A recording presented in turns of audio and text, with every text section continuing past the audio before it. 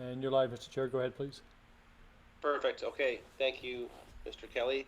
We'll call the meeting to order. Is there any declarations of conflict of interest? None. Okay. Can I get the approval of the agenda, please? Sure. Approved. Okay. Thank you. Can I get the adoption of the minutes from November 23rd, 2021? Approved. Yes. Okay. Thank you. Is there any business arising from those minutes? None. All right. With that, we'll move right into reports. Chief Randy, whenever you're ready to rock and roll, we'll start off with the operational report. Very well. Good afternoon, everybody. The operational report from November 17th, 2021 to January 18th, 2022 reads as follows. Total fire inspections, there were 40. Of that, there were 10 fire inspections, 11 follow-up fire inspections, and 16 hazard compliance orders issued, along with 3 files being closed. Also, there were 26 plan reviews, permits, and consultations completed. 1 fire drill and education was conducted, and there were 5 fire investigations in all. Emergency responses, there was a total of 157. Station 1 had 90, Station 2 had 52, and there were 15 fire inspector call-outs. For the total on scene time was 93 hours and 59 minutes. District 1 had 39 hours, 44 minutes. District 2 had 48 hours and 40 minutes, and inspector call-outs totaled 5 hours and 35 minutes. Now, training within that period of time was pretty much limited. We did have training on new ladder 1 that came into service. We also done fire pump operations and auto extrication.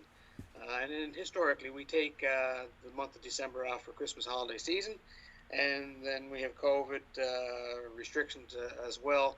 So right now, training has been paused. Also, training activities, there were none to report for this time period due to COVID concerns. So that concludes the operational report. Are there any questions on that?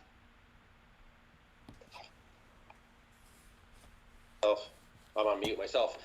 Any questions from council on the operate? Okay, seeing none. So, Chief, let's move into the fire updates, if you don't mind.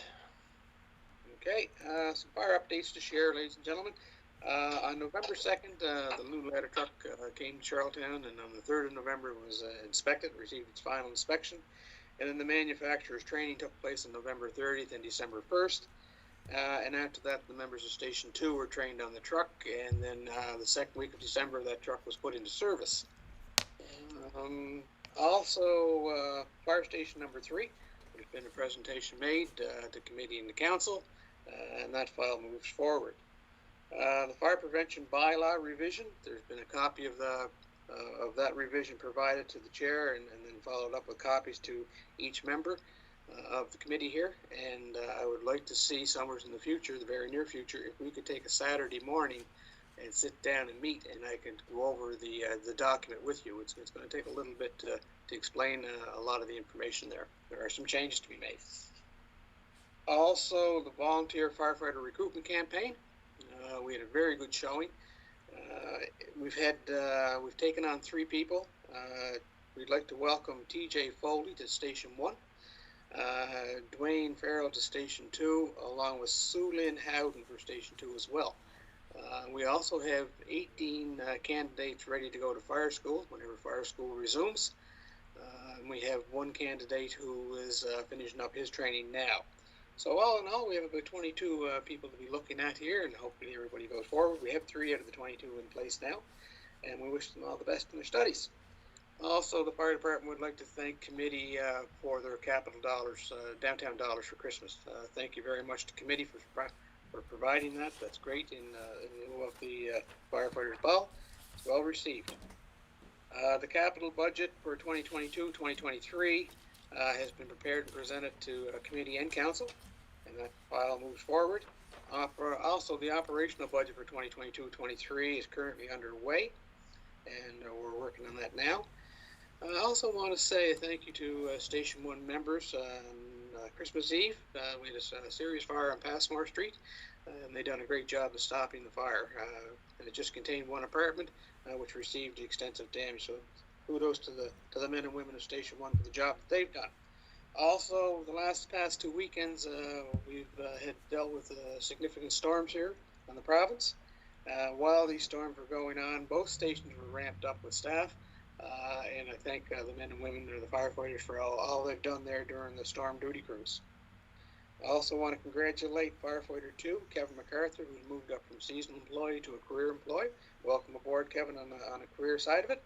And also, ladies and gentlemen, I want to share the retirement of District Chief Mo Sherry. Mo's retiring after 55 years of dedicated service to the fire department. Mo's retirement came into effect December 31st. However, Mo's going to stay with us until May 1st, whenever the golfing season rolls around. So Mo's going to share with us, going to stay in the team. He's going to do some consulting with us and that sort of thing. And while Mo's retired, District Chief Mike Reddy is stepping up into that active role. He's going to act on that, and he's going to have alongside of him Ben Hogan, who was a captain, and Ben's going to resume the acting position of District Deputy Chief, and Scott Cudmore is going to be acting in captain's position. So we're covering up all our bases as we go forward. So there's a lot of things happening in the fire department. We're busy. All right, that's it, Chief. That's it. That's good. Perfect. All right. Guess a big congratulations to Mo Sherry. That's a fairly established and long career in firefighting. That's good for them. Hopper. What's that, Mike? Sorry. I say he's not a job hopper after 55 years. No, one would have to say that he's pretty dedicated to what he does. Yeah, that's awesome. All right, any questions for the chief? Unlike you, your worship, not to have a question. You don't want to ask a question about the fire hall or anything? I'll leave it till the closed session. All right. Because the presentation was in a closed session, so I don't want to contravene any of the protocols associated with Chief. So, and big congratulations to Mo. Mo's a great guy, and Yeah. Chief, he's also sitting on the executive committee overseeing the planning at the third station. Correct? Correct. He's sitting there with us as well. Great corporate history. Thank you, Mr. Chair.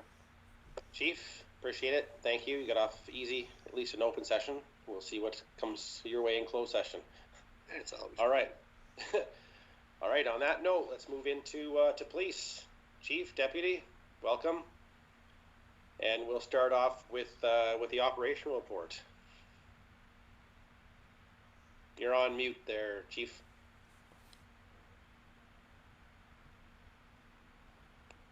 Here's there now? Yep. Great. Thank you, Chair. Calls for service for December this year were 1,356 compared to 1,102 from 2020. So consistently, the numbers continue to climb.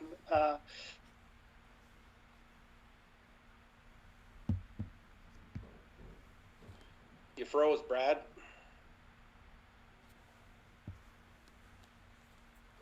Just give it a couple seconds to see if it They got too much technology out there on Kirkwood Drive. looks like the deputy's sleeping.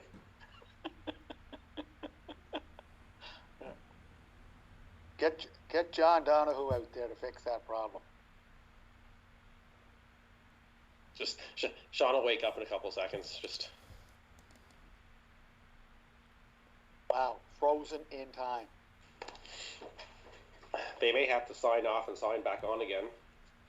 Why don't you Let's call check. him, Greg? What's that? Call him. Or they can submit a written report. I'll just call the chief right now. Probably can't answer because he's frozen in time. They- Yeah, he'll come back. Okay, so you'll be back on in a second. Okay, we'll just we'll get Councillor Duffy here to do a little jig or something. Stall, no problem. Thanks. All right, give us the jig. We got to stall for. I'm going my Irish jigs till March 17. Down at the old triangle. I don't want to hurt anything. because the BIS is too far to the downtown. The BIS is now the cultural center. Yes. It's not the Yes. Benevolent Irish Society, it's the cultural center. Well, are the O'Duffy still going out there? Oh, definitely, we walk. The old Rivards didn't get an invite. No, Rivard is French, is it not? Not the old Rivards. They're French Irish. Just, Chair, was it 55 years or 50 years for Mo Sharon? I thought they said 55. The 55. chief's still in line though. He can chime in. I thought he said 55. Wow. Yeah, 55 years. Long time. It's a long time. Well, you must be close. Chief, you must be up to 40 plus. Yeah, a little over the 40. The mayor would have been 25 when he first started. I would have been out west at that point in time.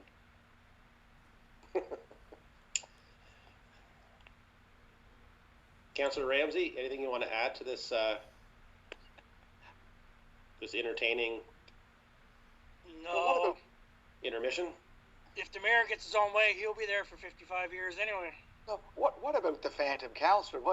Where's the Phantom Councillor? Does he have anything to say? The Phantom of City Hall. I think he's taking a shot at you, Councillor Drawn. Or maybe he's gone out to Maple Avenue.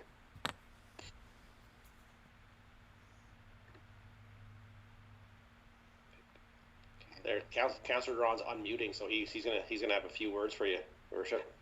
Again? We're live right now, so I guess I better restrain myself. No, just send us something in chat. Send you something, all right? Yeah, it's a beautiful day. I have no windows in my office. But you do have Oh Happy Day. Is this a mobile? Are you in a mobile office? Just the one picture. That's grins.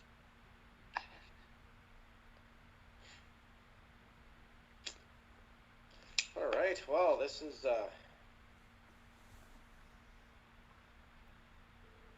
So the chief said his computer is rebooting. Modern day technology, don't you love it? How you doing? You still trying to get in? Okay, if you have to, I'll put you on speaker here. I'm not a fan of this stuff. Kevin, we need to adjust to. Still not a fan. So are you saying that you'd rather see us in person? 100%. Interesting. Some of us, anyway. I don't know about the little guy that combs his hair with the blue in there, but anyone else? I kind of like that, Kevin. Thank you, Kevin. Oh, you knew I was talking about you, did you? Oh, you were talking about Councillor Duffy. He was combing his hair, not me. I don't have enough. You're all dressed up. Oh, Where's your tie? Where's your tie? oh. You. How do you get a bow tie on that outfit? I'm one of those snap-ons. When I first saw Kevin come on the screen, I thought he just got off the treadmill, but that'd be foolish. That's right there. That's right there. Or did he just wake up? Oh no, there's clothes hanging off it. I'm just waiting for Mike Duffy's printer to start printing. The one from using NASA, the one that goes side by side. It's called the old dot matrix.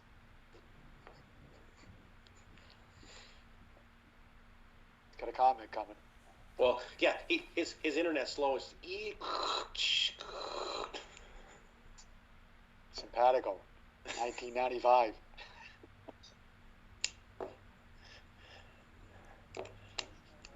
Oh, Sure. Yeah, no problem. They're just trying to get in now, folks. They're just trying to get back into the program. all right. This was. What about our virtual lunch, Mr. Chair? When's that coming? Okay. Virtual lunch? Okay, you're there. You're good. Okay, he's back on, Mr. Chair. Chief and deputy, and I should have said How much deputies. did we I make the IT budget? I do. Yeah, I do believe I saw the other deputy's arm in the picture earlier, so when I said deputy and Brad, I meant deputies. All right, Chief, you want to continue on operational right from the start? Okay, so calls for service for December 2021 was 1356, up from 1102 from December 2020. I was commenting on the fact that our frontline officers are finding the balance between keeping people safe and calls for service, but also adhering to public safety protocols too. So it's a balancing act, and every day is a challenge, but they're doing a great job to that end. Our officers, our community action team members are also participating in an impaired driving initiative, a provincial initiative, which has taken them around to different municipalities on the weekend in efforts to combat impaired driving. So it's a good initiative. It's funded through the province. So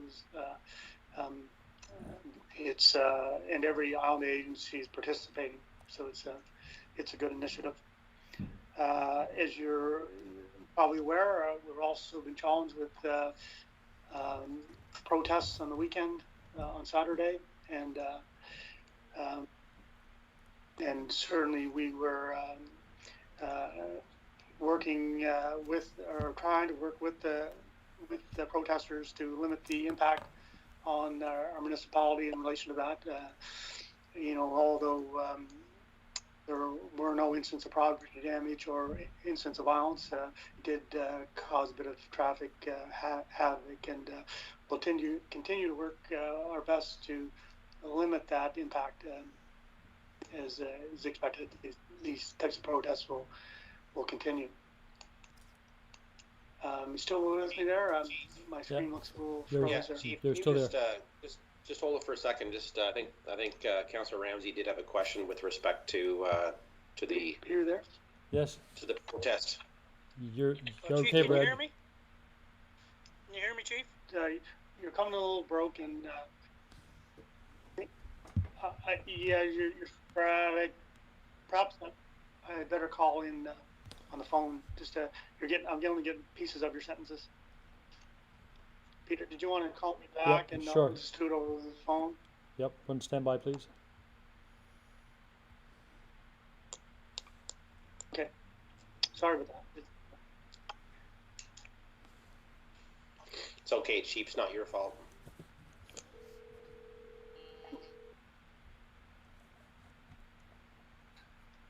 Trying to That's quite the theme. I just want freeze to frame there. mute your mic just a sec. Good mic. Just a sec. Okay, go ahead, Chief. Okay, yeah, so you heard my spiel there, but I talked about our operational, dealing with protesters on the weekend, and I think you guys might have some questions regarding that. Yeah, we do, Chief. I'm just gonna pass Councillor Ramsey had a question. So, Councillor Ramsey, go ahead. Thank you, Chief, for your report. I was getting, along with other councillors, probably phone calls and emails. Was there supposed to be a permit issued to people to protest, or how does that work? This was one question that was asked to me. Yeah, so it's complicated, but there's no one permit. We don't have anything like a parade permit in Charlottetown. What we do have is different approvals for things like street closures or events, but we don't have a permit per se. But there's also, beyond the municipality, there's provincial protocols, public health protocols for large gatherings and things like that are also we're certainly impacted. So I don't know if that helps Councillor Ramsey, but there's a lot of different areas that for consideration regarding things that were not approved. So basically, anybody can just protest down the street without people knowing about it, or without getting the authorization, I guess is what I'm trying to say. Well, block off streets and just by marching down the streets. Well, no, they can't. And, what we've been doing since that time is identifying people. We will be laying in charges in relation to the incident, and our officers have been working on that since the start of the week. So, Yeah. It's balancing for us. Certainly providing that policing presence, but our main goal on Saturday was to keep people safe, and we think because there was people and property safe, and there were no incidents that I'm aware of that to anybody other than people that put themselves at risk by marching in close contact with each other or on the roadways. But we are working to identify people in relation to charges, and that work is ongoing. Okay, thank you. Yeah, because that's been staged all through the Maritimes the same day, right?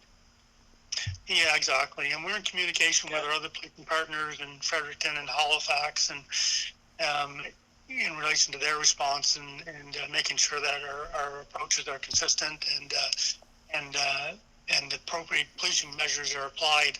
It's, we don't want to under-police these, and we don't want to over-police these. Our main goal is to keep people safe, respect their right to peaceful and lawful protests, but at the same time, hold those accountable who are in vagrant violation of laws. Excellent. I just want to get some kind of an answer for the residents. Thank you very much. Thank you. Your Worship, go ahead. Thank you for bringing this up, and Chief Police Brad, and also Deputy Chief Sean. I know I communicated to you both via texting over the weekend, because as Councillor Ramsey said, we were all inundated with text messages, Facebook messages, tweets, and so forth. And I understand, Chief, I know that this is a constitutional right to freedom to assemble in a public place, to publicly express your opinions, and it's been a difficult time, and we're all trying to work together in this, but the calls that I received were about employees working at Sobeys who were concerned about the protesters coming into the store without masks on, and I know Sobeys store do provide security, but they can only do so much. They can be overwhelmed by if there are too many. And I know when I sent you something from Fredericton, it's just a matter of getting the word out there that, look, we understand we're going through a tough time, but we're all in this together, and it's all about the greater good. And you know what? It's about being fair. I'm double vaxxed. I got my booster. Many others have done the same thing. And we have to respect each other. And I hope that message gets out that we're trying to be one community, but if we keep wedging on one side for and the other side against, it's been very difficult. And citizens, residents are just getting COVID-19 fatigue. So I also, Chief, reached out to the Provincial Conservation Office, because Chief Paul Smith stated from the beginning when this started that the chief said that enforcing the COVID-19 protocols falls under the Provincial Conservation Office. Is that true? Well, they were certainly the lead in that, but I just want to go back to some of your comments. So just so you're aware, and the group is aware, that we were in contact. We heard the rumors like everyone else about these marches in Sobeys. Our staff did reach out to the Sobeys organization and their head of the security to advise them of this information. They were aware. We offered any support that they would have required. They acknowledged that they were going to put some interim measures on, but they thought they were in good shape. So I think that was covered off appropriately.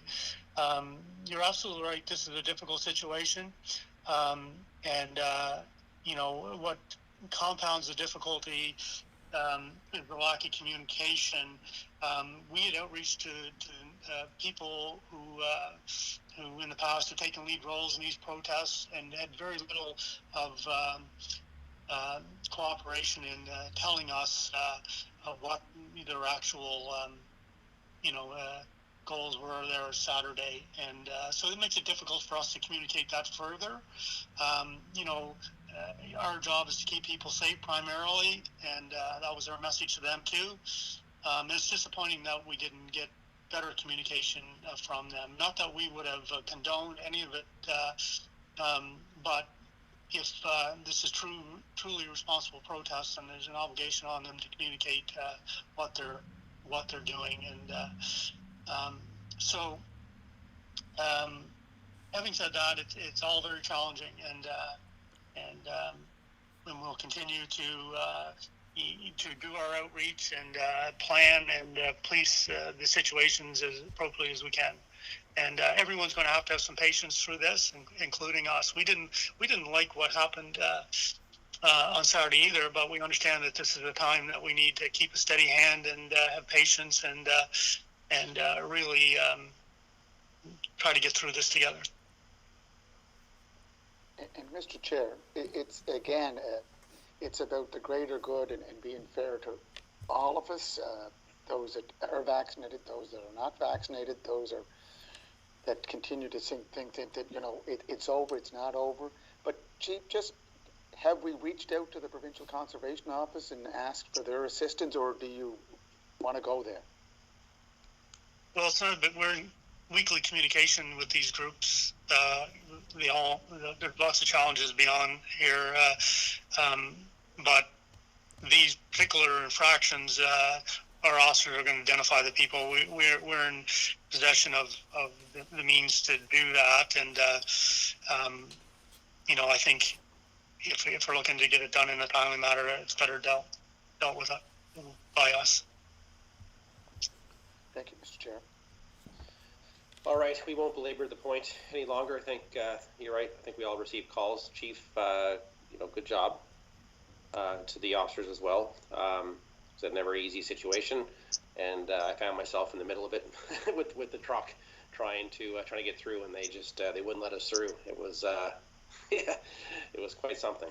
Anyways, all right. Are you still in operational, Chief? No, that's going to conclude my my operational report, and I'll move on to personnel if Yep, that sounds good. So we're fortunate enough that we're still able to get some training opportunities in. Jim Duran, our forensic examiner, is leaving at the end of the week to travel to Canadian Police College to do some training in digital forensics. So we're fortunate that can still happen.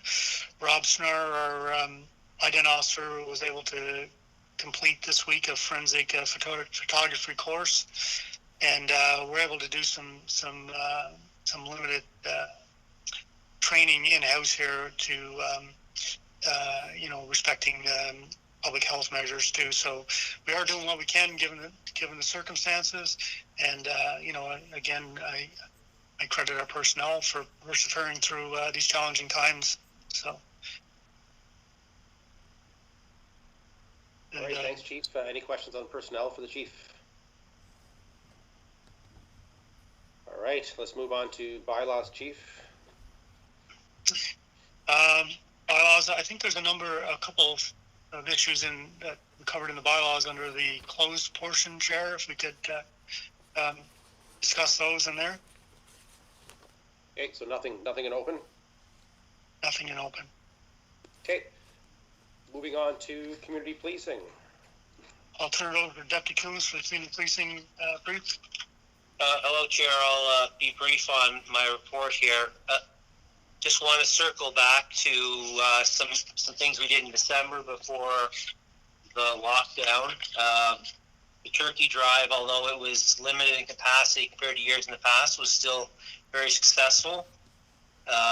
We had a large turnout of police officers and actually retired members for our annual choir. where we traveled to the different senior citizens' homes. It was enjoyed by everyone. Acting Deputy Chief McCarron set up a kind of an in-house Make-A-Wish campaign to a underprivileged family here in the city, and officers and other employees within the city donated for that family, and we were quite overwhelmed with the response we had for that. So that's just a little back brief of what happened in December that wasn't brought up. As far as January, it's been very difficult, obviously, with the lockdown to do a lot of engagement. However, we have been working with the provincial senior citizens staff to help out with some situations they're having with the senior citizens homes. We looked at maybe doing patrols inside of the provincial senior citizens housing, but it's not appropriate right now with the lockdown and Omicron. But we've got extra patrols in parking lots and adjacent areas, and checking on anyone who shouldn't be in those locations. We're checking on them for an added sense of security for some of the senior citizens who are not feeling quite as safe as they have in the past.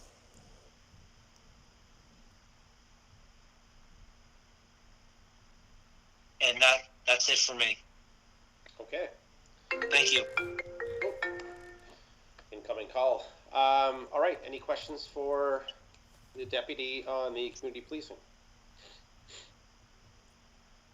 I'm fine. Okay. All right. Super. Thanks. Thanks, deputy. All right. We'll guess we'll move into a motion. A closed session. Just need a motion as per section 119(1)(b), undisclosed confidential information, and D, human resource matters of the MGA of PEI. Do I have a mover? I'll move it. Move. Thank you. Anyone second that? I'll second it. Okay. Perfect. Just stand All by. right. Just stand by, please. Thanks, Peter.